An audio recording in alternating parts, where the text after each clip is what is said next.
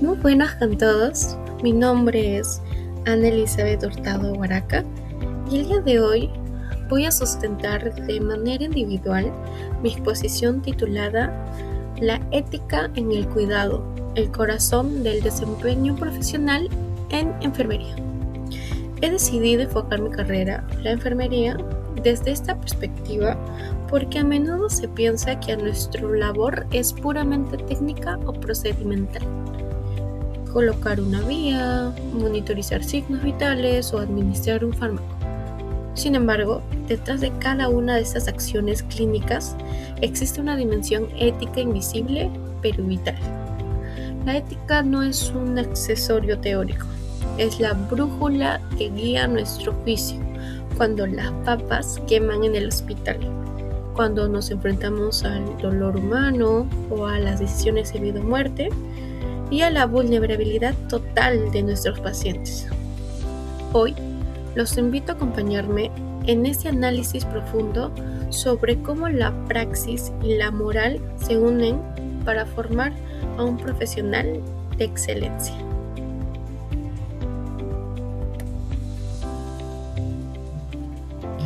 Pasando a nuestra introducción, debemos plantearnos los objetivos de esta sesión.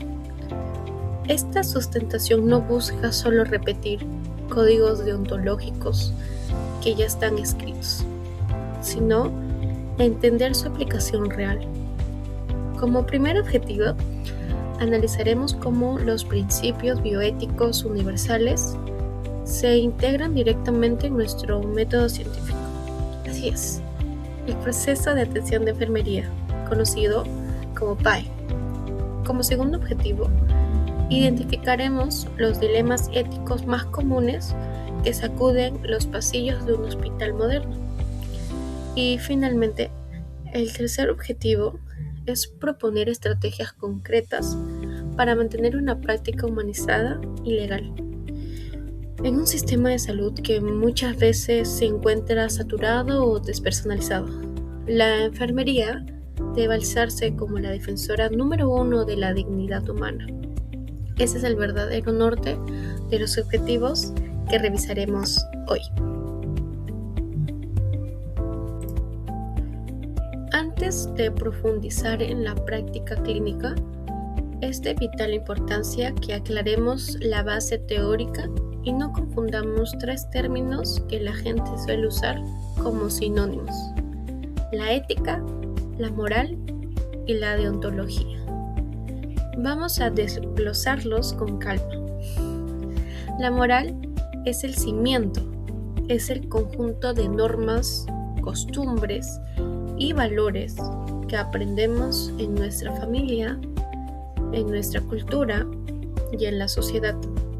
Nos dice a grandes rasgos qué es socialmente considerado bueno o malo.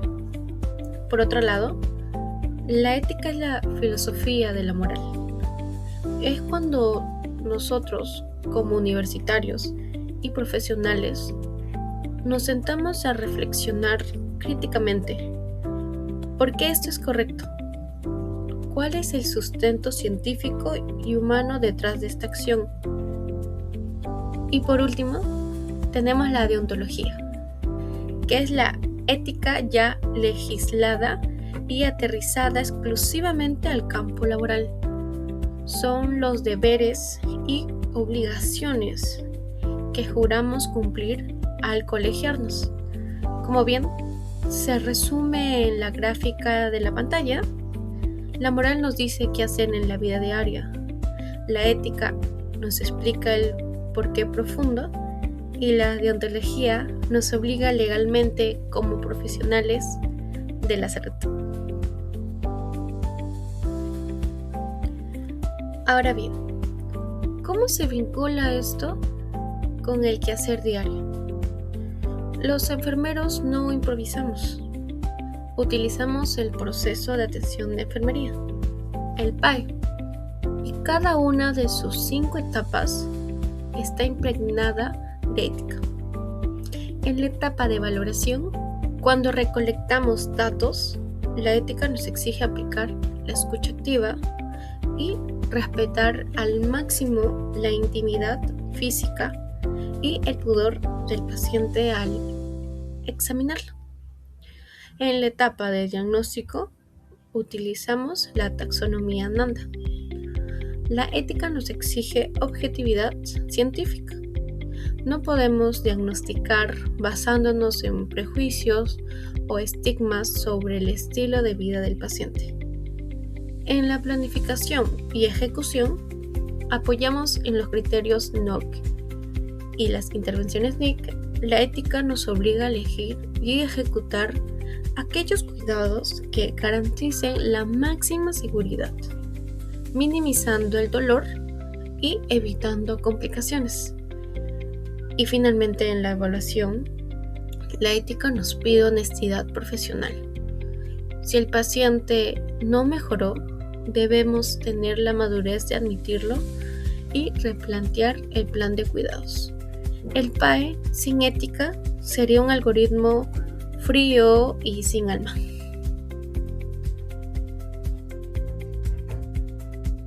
Entramos al bloque central de la bioética y comenzamos con el principio de autonomía. Este principio marcó un antes y un después en la medicina moderna, ya que derribó el antiguo modelo paternalista donde el personal de salud decidía todo de forma impositiva. La autonomía establece que el paciente es el único dueño de su cuerpo y su destino, siempre y cuando esté en pleno uso de sus facultades mentales. La herramienta legal y ética por excelencia de este principio es el consentimiento informado. Aquí nuestro rol como enfermeros es crucial. Muchas veces el médico explica un procedimiento quirúrgico con palabras técnicas que el paciente por miedo o desconocimiento no comprende, pero termina firmando por presión. Es la enfermera quien se acerca a la cama, traduce ese lenguaje complejo a palabras sencillas, responde las dudas con paciencia y se asegura de que el paciente firme o rechace el procedimiento de manera completamente libre, consciente y sin coacciones.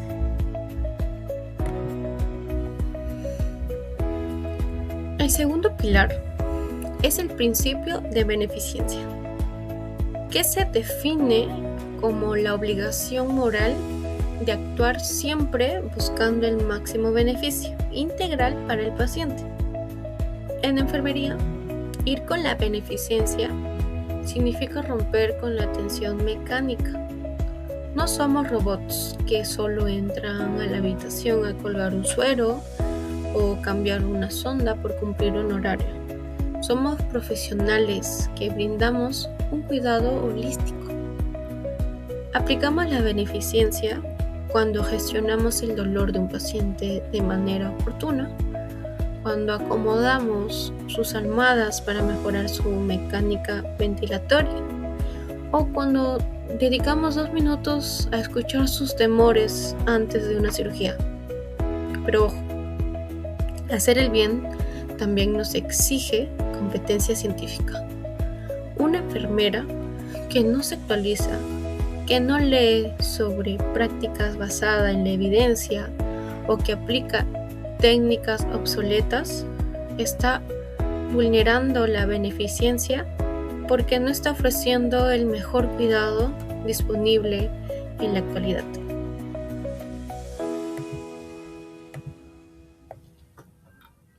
A diferencia de la beneficencia, que nos pide hacer el bien de forma activa, el principio de no maleficencia nos pone un límite mínimo obligatorio.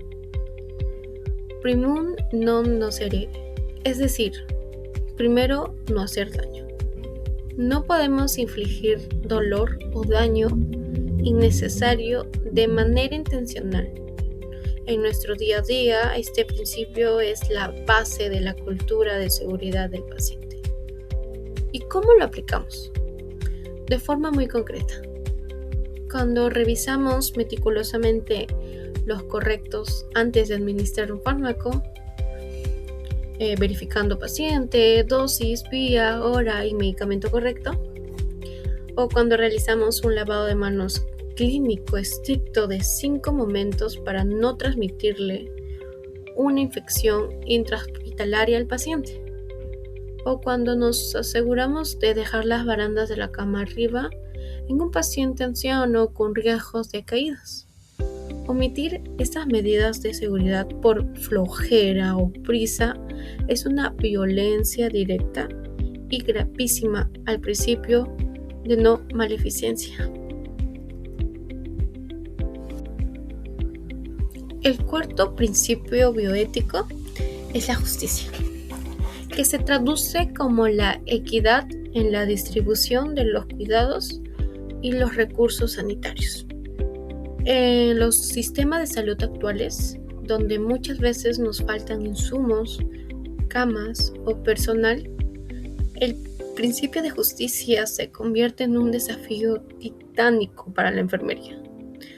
Justicia significa que todos los seres humanos tienen derecho al mismo estándar de calidad y calidez en la atención, sin importar su color de piel, su religión, su nivel socioeconómico o su género. Como profesionales, no podemos priorizar a un paciente porque nos cae mejor o porque es familiar de un directivo. La única herramienta válida para ejercer la justicia en urgencias es la priorización clínica a través del triaje. Justicia no es darle a todos exactamente lo mismo, es dar más atención y recursos a aquel paciente que se encuentra en un estado de mayor vulnerabilidad o gravedad en ese preciso instante. Para cerrar este bloque ético, debemos abordar un tema que lamentablemente se vulnera con mucha frecuencia en la práctica hospitalaria: la confidencialidad y el secreto profesional. El paciente, al ingresar al hospital, nos entrega no solo su cuerpo, sino también la información más íntima de su vida: antecedentes de enfermedades, dinámicas familiares y miedos. Él confía en nuestra discreción. Por lo tanto, hablar sobre el diagnóstico de un paciente en el ascensor, en el pasillo o en la cafetería con otros colegas es una falta ética seria. Peor aún, en esta era digital, tomar fotografías dentro de las salas de hospitalización o compartir datos clínicos en grupos de mensajería no autorizados atenta gravemente contra este principio. La historia clínica y la intimidad del paciente son sagradas. La información solo le compete al paciente y al equipo de salud directamente involucrado en su recuperación. Pasamos ahora al marco normativo que rige nuestra profesión a nivel internacional. El Consejo Internacional de Enfermeras, conocidas por sus siglas CIE, establece un código deontológico global que resume nuestra misión en 4 deberes fundamentales: promover la salud en las comunidades, prevenir la aparición de enfermedades, restaurar la salud de quienes la han perdido y, cuando la recuperación ya no es posible, aliviar el sufrimiento. Este código es maravilloso porque nos estructura 4 grandes ejes de responsabilidad. Nuestra responsabilidad ante las personas que necesitan cuidados, nuestra responsabilidad ante la práctica y la competencia científica, nuestra responsabilidad con los compañeros de trabajo, fomentando el respeto mutuo y el trabajo en equipo, y nuestra responsabilidad con la profesión, contribuyendo a dejar un legado digno para las futuras generaciones de enfermeros. Retomamos nuestra sustentación ingresando en esta diapositiva, donde abordaremos uno de los escenarios más complejos y cargados de emotividad en nuestra profesión: los dilemas éticos en los cuidados paliativos y las decisiones al final de la vida. Como profesionales de enfermería, muchas veces nos encontramos en esa delgada línea que separa el deber de salvar una vida del deber de permitir una muerte digna. Aquí chocan dos conceptos clínicos y bioéticos fundamentales que todo enfermero debe dominar. Por un lado, tenemos la distanasia, conocida también en el argot hospitalario como ensañamiento o encarnizamiento terapéutico. Consiste en la insistencia de aplicar tratamientos desproporcionados, cirugías de altísimo riesgo o maniobras de reanimación sumamente invasivas en un paciente cuya condición médica es irreversible y terminal. Científicamente sabemos que no lo vamos a curar. Lo único que estamos haciendo es prolongar su agonía de forma artificial, a costa de un sufrimiento innecesario. Esto, desde la deontología de enfermería, se considera una mala praxis y una violación al principio de no maleficencia. Por otro lado, se encuentra la ortotanasia, que es el núcleo de los cuidados paliativos. La ortotanasia es defender el derecho a una muerte digna. Significa aceptar con madurez científica que la medicina tiene límites, suspender los tratamientos inútiles que no aportan calidad de vida y volcar todas nuestras taxonomías y planes de cuidados hacia el confort total del paciente. Imaginemos por un momento la carga que esto implica. Estar a las 3 de la mañana en una habitación de hospital con un paciente oncológico en fase terminal, donde la familia, rota por el dolor, te suplica que hagas algo más, que le pongas más medicamentos.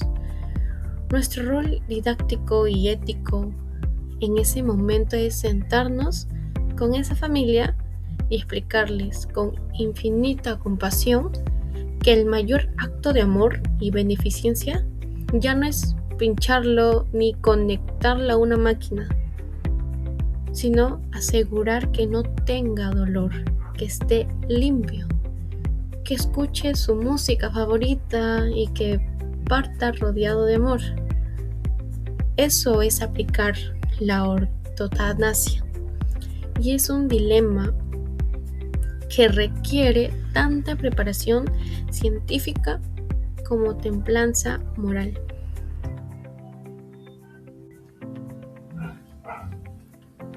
Para desglosar un derecho y un deber que nos protege directamente como trabajadores de la salud, la objeción de conciencia en enfermería, muchas veces se piensa que al ponernos el uniforme blanco o turquesa en el ambo clínico, perdemos nuestra identidad humana o nuestras creencias personales. Esto no es así. Las enfermeras y enfermeros somos sujetos morales, con valores religiosos, filosóficos y éticos propios que guían nuestras vidas. La objeción de conciencia es precisamente el derecho legal y ético que tenemos de negarnos a participar en la ejecución de ciertos procedimientos médicos o de enfermería que contradicen de manera directa y profunda nuestras convicciones más íntimas. Ejemplos de estos abundan en la práctica contemporánea. La participación en la interrupción voluntaria del embarazo, protocolos de sedación, terminal conflictivos o la manipulación de células madre en proyectos de investigación, donde el profesional no esté de acuerdo. Sin embargo, para que este derecho sea válido y no se convierta en una falta por abandono del paciente, el protocolo ético y administrativo nos exige cumplir con 3 límites estrictos que voy a detallar a continuación y que son fundamentales para la gestión en enfermería. Primero, la objeción de conciencia jamás puede ser un acto improvisado de último minuto. Si yo sé que mis convicciones me impiden participar en un procedimiento, debo notificarlo formalmente por escrito y con la debida anticipación ante mi jefa de servicio o el comité correspondiente, para que el hospital pueda reorganizar al personal. Segundo, la objeción de conciencia no aplica en situaciones de emergencia extrema. Si llega un paciente desangrándose a la sala de urgencias y su vida depende de una intervención inmediata, yo no puedo cruzarme de brazos alegando mis creencias. Ahí prima el principio absoluto de beneficencia y el deber de socorro. Y tercero, tengo la obligación ética de asegurar la continuidad del cuidado, lo que significa que debo derivar al paciente de manera respetuosa con otro colega que sí está dispuesto a realizar el procedimiento. La objeción protege mi conciencia, pero nunca debe usarse como un castigo o un descuido hacia el usuario. Para volver un poco más didáctico esto, quiero que entremos de lleno en un caso clínico real y complejo en el entorno de la endocrinología y la cirugía vascular. Imagínense que nos encontramos liderando el turno de la tarde y evaluamos a un paciente varón de 78 años de edad con un diagnóstico de pie diabético severo, con una úlcera grado 4 en la escala de Wagner, que lamentablemente ha evolucionado a una sepsis de foco cutáneo. Los exámenes de laboratorio revelan una leucocitosis marcada y signos de falla orgánica inminente.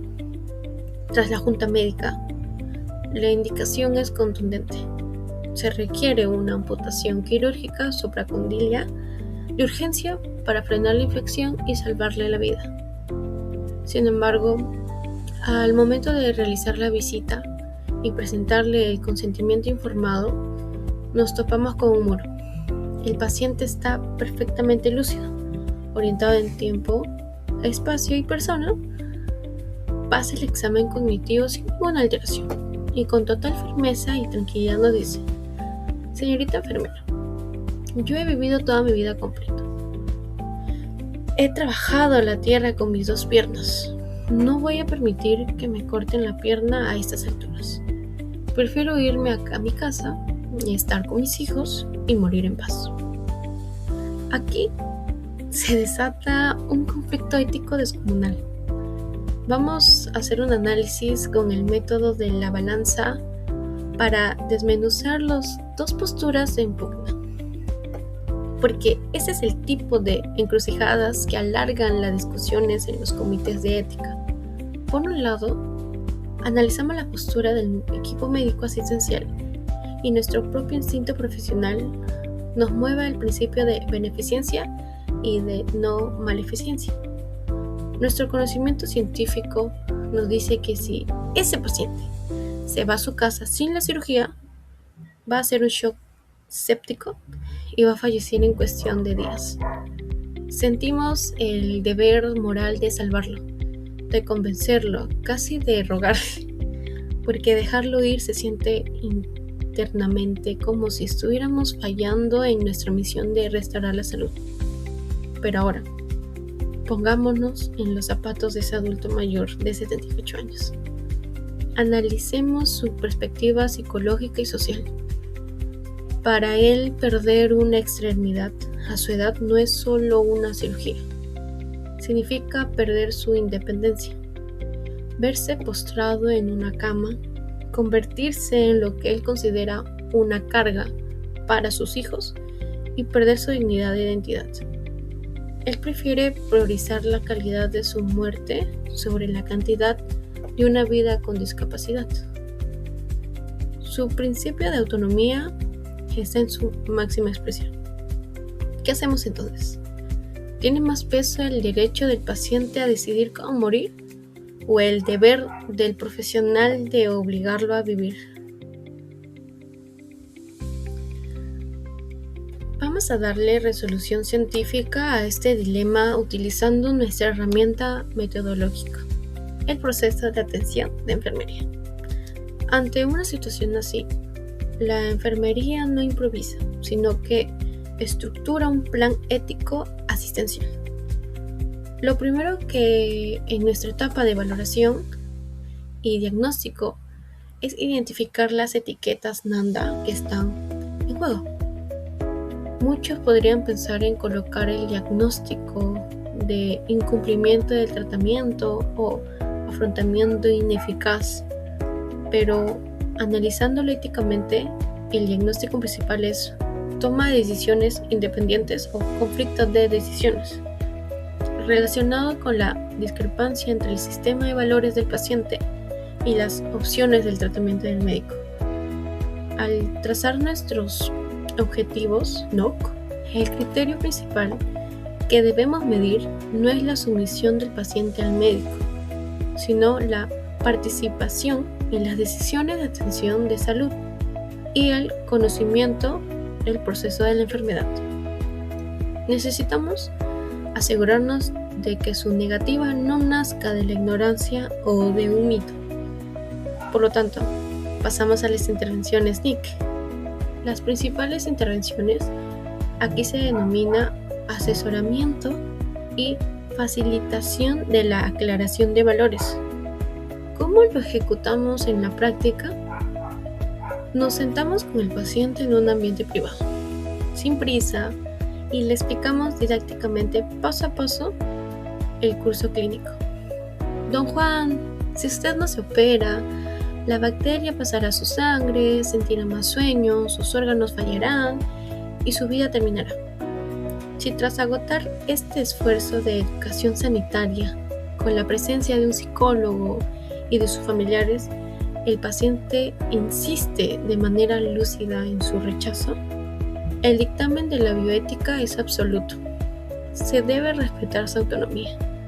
No podemos forzarlo ni llevarlo al quirófano bajo engaños, porque eso constituiría un delito de agresión y violación a los derechos humanos. ¿Cómo evalúa enfermería este caso? El plan de cuidados no se cierra, sino que muta. Cerramos el enfoque curativo y abrimos de inmediato un plan de cuidados paliativos. Cambiamos las intervenciones NIC a manejo de dolor, apoyo espiritual y cuidados en la agonía. Coordinamos la administración de analgésicos potentes para que la sepsis no le cause sufrimiento físico. Preparamos el soporte para los hijos y garantizamos una transición digna. Así como el PAE resuelve un dilema ético, transformando la frustración médica en un cuidado compasivo y legal. Ahora, mirando hacia otro horizonte, la enfermería ya no se limita únicamente a la labor hospitalaria tradicional o asistencial. En la actualidad, los enfermeros estamos liderando el ecosistema de la innovación tecnológica, la gestión sanitaria y el emprendimiento global. Estamos creando consultorías autónomas de enfermería, agencias de hospitalización domiciliaria avanzada y agencias de telesalud. Sin embargo, innovar y emprender en el sector salud plantea preguntas éticas muy particulares que quiere poner sobre la mesa. Cuando diseñamos, por ejemplo, una aplicación móvil para el monitoreo de constantes vitales o un software de inteligencia artificial para predecir el riesgo de úlceras por presión, debemos recordar que la salud es un derecho humano inalienable, no un producto de consumo masivo para enriquecerse de manera desmedida. El emprendimiento en enfermería debe basarse en tres principios éticos modernos. La accesibilidad, asegurando que la tecnología reduzca las brechas de salud en comunidades rurales o de bajos recursos.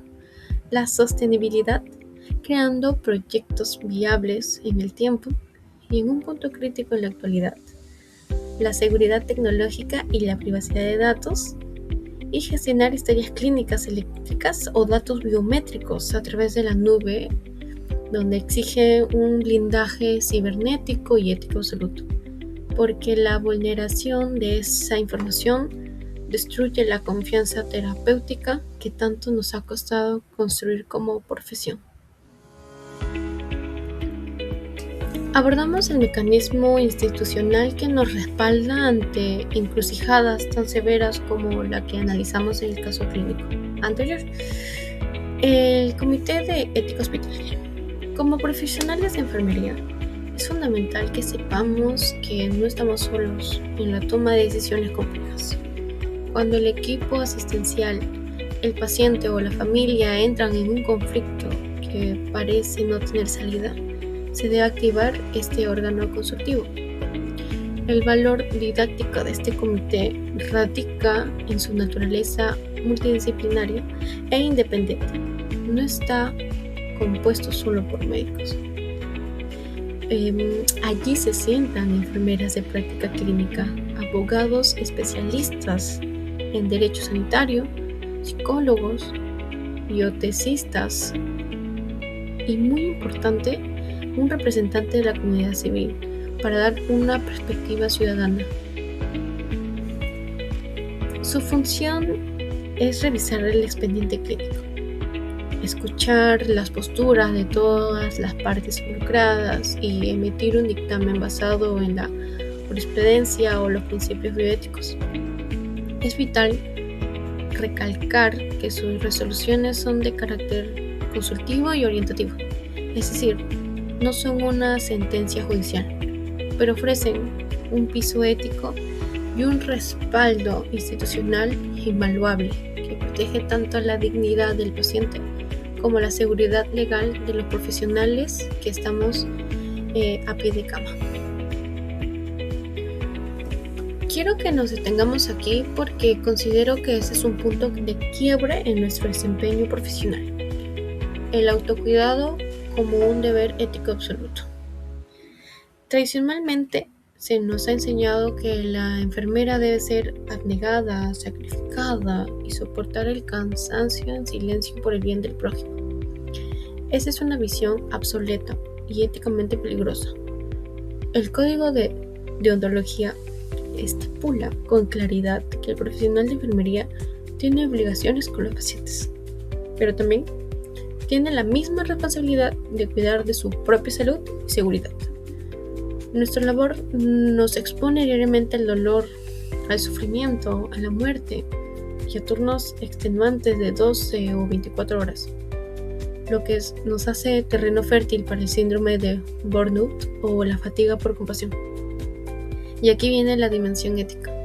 Una enfermera quemada, exhausta, deprimida o privada crónicamente de sueño incrementa en más de un 200% la probabilidad de cometer un evento adverso o un error de medicación. Cuidar de nosotros mismos es el primer paso ético para poder cuidar de forma segura a los demás. Para hacer esta sustentación más didáctica también, quiero hacer un microtest de burnout en vivo. Si ustedes se identifican con más de 2 de estos síntomas en su semana académica o laboral, estamos ante una alerta ética. 1. Levantarse por la mañana y sentir un cansancio emocional profundo antes de empezar la jornada. 2. Notar que estamos respondiendo de manera fría o hepática a los pacientes o colegas. 3. Sentir que nuestro esfuerzo no vale la pena. Si detectamos esto, la ética nos exige detenernos, aplicar pasos activos, buscar soporte en salud mental y establecer límites laborales. El autocuidado no es egoísmo, es responsabilidad asistencial.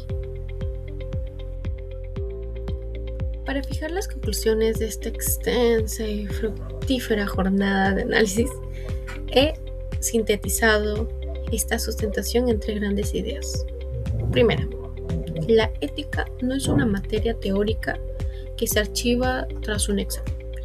Es una competencia profesional viva, activa y medible, que se demuestra en cada técnica, en cada mirada y en cada interacción en el hospital. Segundo, nuestro proceso de atención de enfermería, el PAE, carece por completo de alma y sentido humano si no está transversalmente guiado por el respeto irrestricto a los principios bioéticos de autonomía, beneficencia, no maleficencia y justicia. Y tercero, la verdadera excelencia en enfermería no se mide por la cantidad de destrezas mecánicas o de tecnológicas que poseamos, sino por la capacidad y el valor civil de alzarnos como defensores absolutos de la dignidad y los derechos de nuestros pacientes, especialmente cuando se encuentran en un momento de mayor vulnerabilidad. Presenta el sustento bibliográfico destacando el Código Deontológico del Consejo Internacional de Enfermería.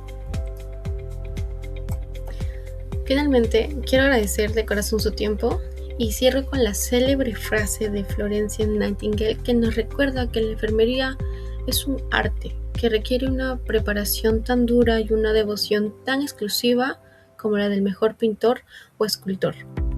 Quedo a su completa disposición para preguntas. Muchas gracias y buenas